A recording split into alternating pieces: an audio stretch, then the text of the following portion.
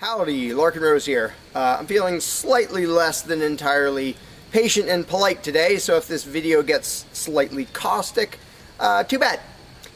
This video is for all the people who are constantly saying, well, if not for government, we couldn't have roads, or we couldn't have police, or nobody would care for the poor, or we wouldn't be protected, whether it's from local thugs or from foreign invaders. We wouldn't have this, we wouldn't have that. So thank goodness we have government and taxes, because we wouldn't have any of those things.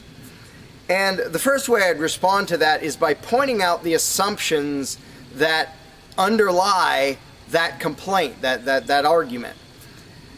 Basically what people are saying, because let's be clear about what the terms mean, government is the people who boss everybody else around. And taxes are those people demanding money from us. So they basically tell us, hand over a whole bunch of money and we'll decide how to take care of you. We'll decide how to spend your money. If we don't like it, too bad, we don't really have a choice. Like, well, you can vote in a few years and maybe something will change, even though it totally won't.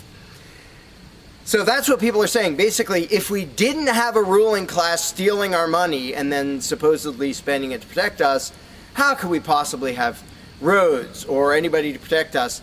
The implication is that in this country, for example, 300 million people would just sit around thinking, oh, we can't do it.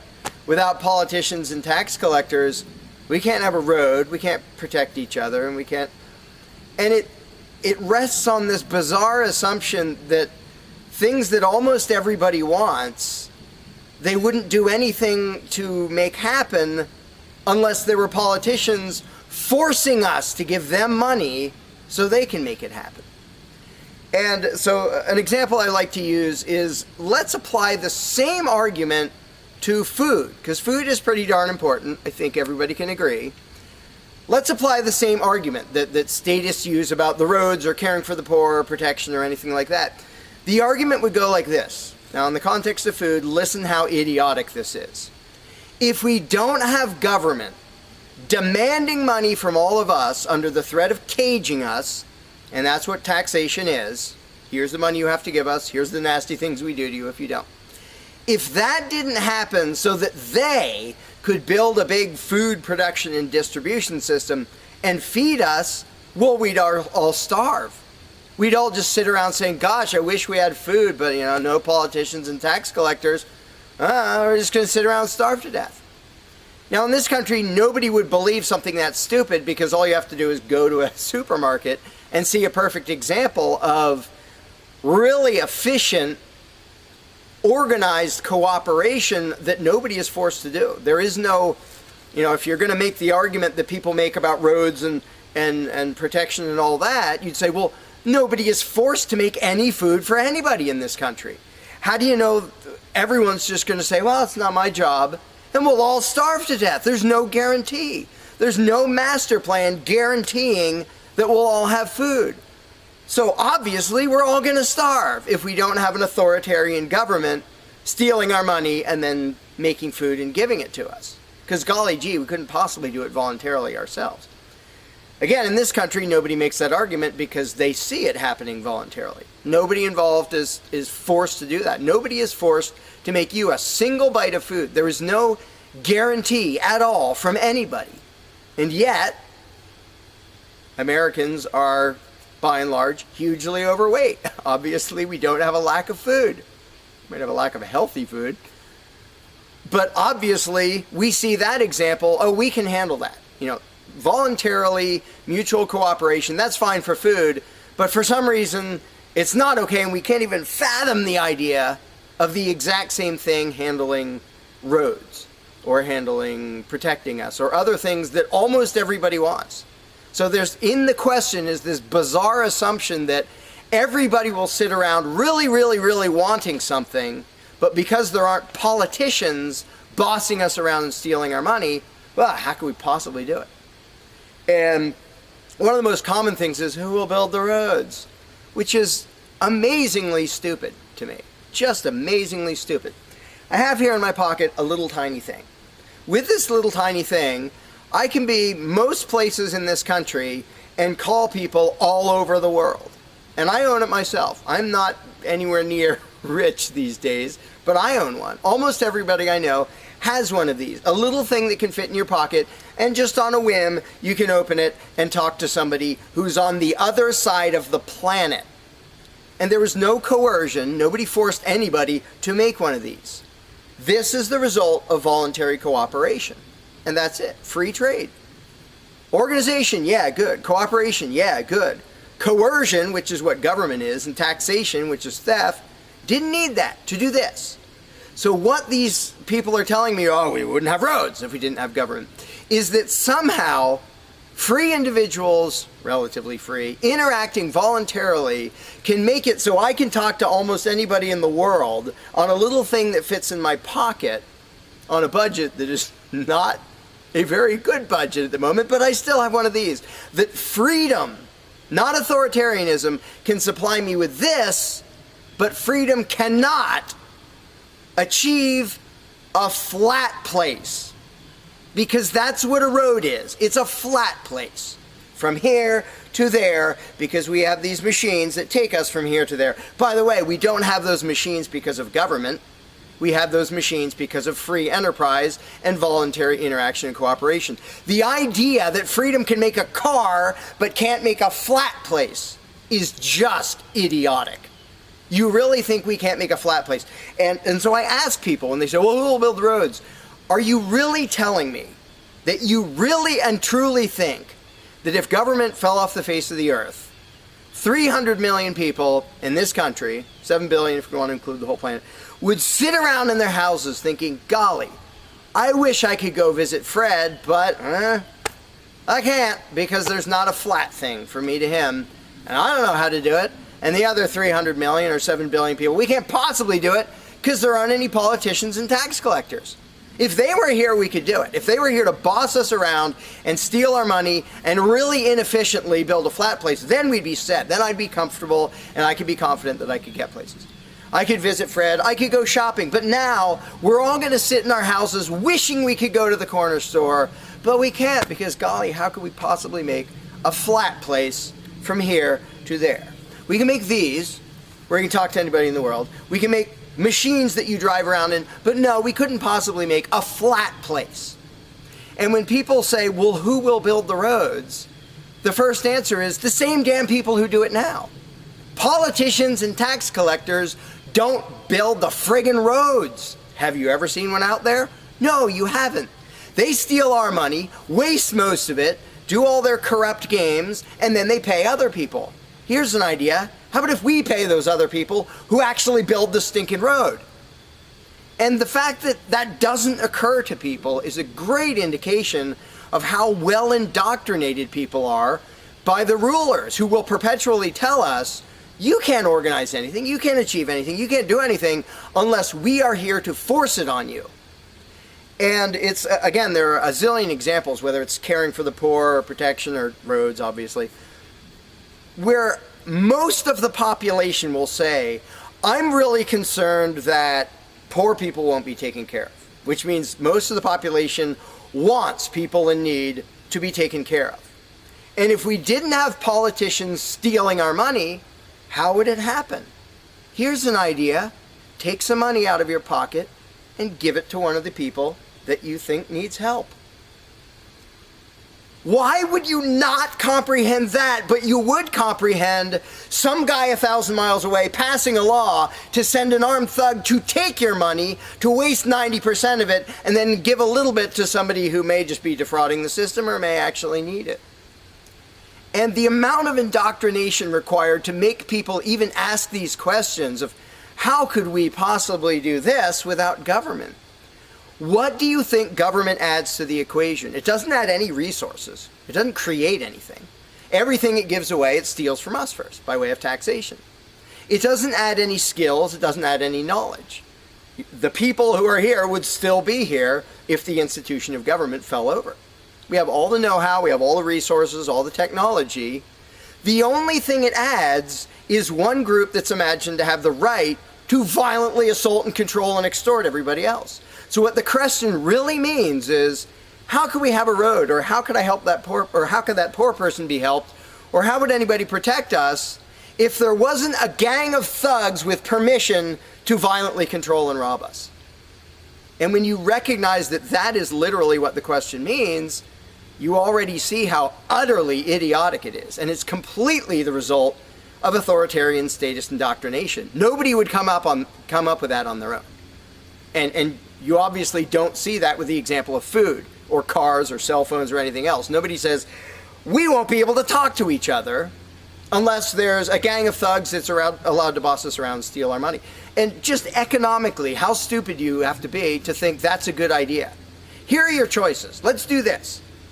I'll give you these two choices for how you will be fed from now on. Either you can go spend your own money wherever you want. You can go to the supermarket or the local this or the local grocery, whatever you want.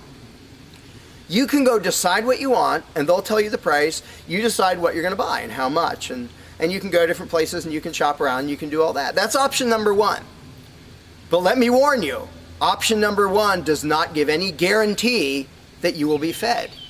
There's no master plan forcing people to feed you. So, oh my gosh, you better be really scared of that option, despite the fact that you can do it day after day and it works really darn well and feeds pretty much not only this country, but with a massive surplus. So that's option number one that apparently statists are scared of. Option number two is politicians will take as much money of yours as they decide to take.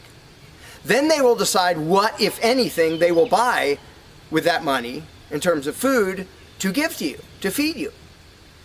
Do you really think that will serve you better, that will feed you better?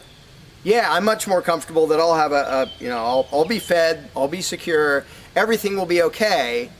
If a gang of thugs who doesn't really care about me steals my money and then decides what, if anything, to give me back from what they stole. But that is implied in the question, whatever you put in the blank. How are we going to have blank if not for government? What you're saying is, how can we, the people who really want roads and food and cell phones and protection and all the things that almost everybody wants, how can we possibly have that unless we give someone permission to steal our money and boss us around and then decide what they're going to give us? And the same thing applies no matter what you put in the blank. How will we possibly do blank without government? One of the silly ones is caring for the poor. How will we care for the poor? Think of what that means. Like when more than half the country votes for a party to take care of the poor, it's more than half of the country saying, we're really concerned and we want to make sure that the less fortunate are taken care of, but we don't believe that normal people acting in freedom will take care of them. Well, if the people didn't care about the poor, they wouldn't win the election. By definition, if you vote for a welfare state, you're an idiot. Because either people are heartless bastards and you're going to lose, or people are compassionate and giving and you don't need to win. Just give them your stinking money. But people play the game, and that's the Democratic Party lives off of the idiotic notion that you're all so heartless that you should vote for us to steal your money to give to the poor. And half the country falls for it. Yeah, we're all so heartless that we voted you into office for the specific purpose of taking our money to help the less fortunate. That's just freaking brilliant. How about if half the country just gave their stinking money to the less fortunate? And then the less fortunate would all be rich, because it would be 1 trillion times more efficient than the government version of welfare ever is. Also, it would be actual charity instead of mass theft and corruption and fraud and all that fun stuff. But what takes the cake, the ultimately insane thing, whatever you put in that gap, how can we have blank without a parasitic ruling class and a bunch of hired thieves? It's just a stupid question, but it's extra super stupid when what's in the blank is, how will we be protected? Who will protect us from thieves and robbers if we don't have government? It's the most idiotic question. It's also the most frequent question from statists. So here's what the question literally means. If we don't give a certain gang of people permission to violently control us and take our money under threat of putting us in a cage, who will protect us from people who might commit aggression against us and take our money? Wanting government for that is exactly as brilliant as saying, we have to have a carjacker in our town Otherwise, somebody might steal our cars. Government is an appointed thief. If you don't think taxation is theft, first of all, you're a really well-trained slave. Second of all, try not paying. See what happens. See if they say, oh, that's quite all right. Or if they say, no, you're going to pay, or we're going to take your stuff, or eventually we'll put you in a cage. And when people say, that's not theft, because we get something back. Learn to think. And I use this example all the time, and all I ever get is stupid looks from statists in response. If I robbed you at gunpoint of $100, and the next day I gave you a sandwich, and you said, what? I said, hey, now everything's fine. Because you benefited. I gave you a service. I gave you lunch, so that retroactively makes it okay that I robbed you at gunpoint. Would you buy that argument? No, you'd say, that doesn't make it okay. Okay, you gave me a sandwich. And yet every statist makes the exact same argument when it comes to government. Well, we get some stuff for it after they demand our money under threat of violence and putting us in a cage. Then we get services or goods. And we don't get what we asked for, and we get lots of things we didn't ask for. But we kind of get something, and that retroactively makes it okay for them to say, give us this much of every paycheck you make, or we're sending men with guns to take your property. And the slaves justify their own enslavement. I'm proud to pay my taxes. I'm proud to get robbed by a parasitic ruling class and get a little bit back and feel good about it. Like, not only is that legitimate and justified, but I feel proud that I let myself get robbed by a bunch of crooks and parasites. But again, the ultimate thing is protection.